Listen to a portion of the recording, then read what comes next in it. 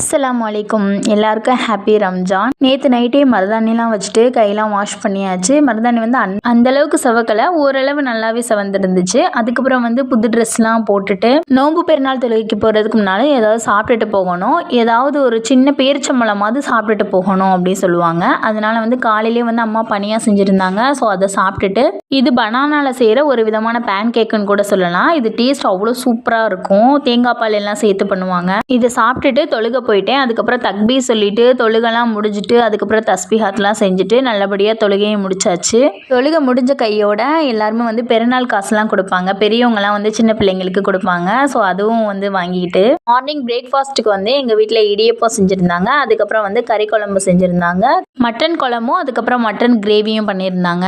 பெருநாள் காலையில் வந்து ஒவ்வொருத்தவங்க வீட்டில் ஒவ்வொரு விதமான பிரேக்ஃபாஸ்ட் இருக்கும். சில பேர் வீட்டில் பூரி, இட்லி, வடை இந்த மாதிரிலாம் நிறைய பேர் வீட்டில் பண்ணுவாங்க. எங்கள் வீட்டில் வந்து ரெகுலராக இடியப்பமும் கறி குழம்பும் தான் பண்ணுவாங்க.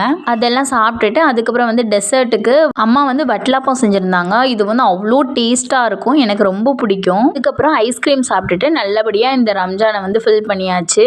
உங்கள் வீட்டில் என்ன ஸ்பெஷல்னு கமெண்ட் பண்ணுங்கள்.